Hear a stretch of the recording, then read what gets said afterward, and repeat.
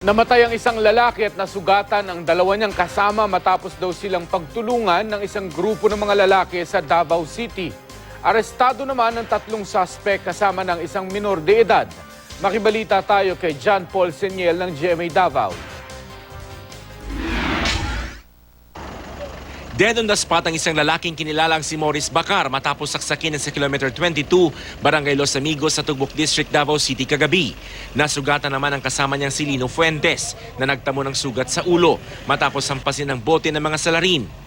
Kwento ng isa pang sugatan nilang kasamang si Gerald Bacar, pauwi na raw sila noon galing sa inuman sa lugar nang bigla umano silang sinugod ng mga salarin. Nakasugat mamig tulo ka buk batanon. Aka nang maragod sa kuwagod, lawas. Bro bata pa. Mga kuan ba?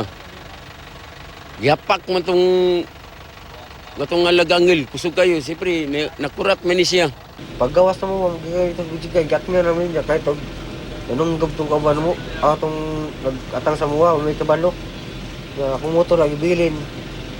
Kandaga naman ko, kabalo po, abot na na may duha diri, nag-atang po, motor, at kulata ko diya. Nagkabugbugan ang dalawang grupo.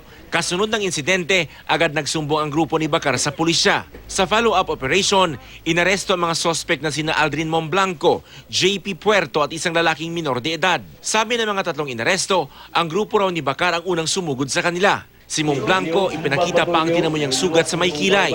Nangayo rami ba niya, yung kauban, maling wala sa kaila sa mga ba. Maling unaw na siguro sa kauban, nagibasos na mo siya ba. Nagsugat mi dito, layo na siguro mga 20 minutos, resbakan mi na nila ba. Una gikulata kaning mo minor. Na sa motobangan, di ba may kako na nga naman po siya. Sir, sila rin dasmag sa mua. Mabay pag-abot na mo, gidasmagan namin nila, daghan kay sila. Mga 12 ba to sila o siyam? Sino nagdala kutsilyo sa inyo ng ice cream?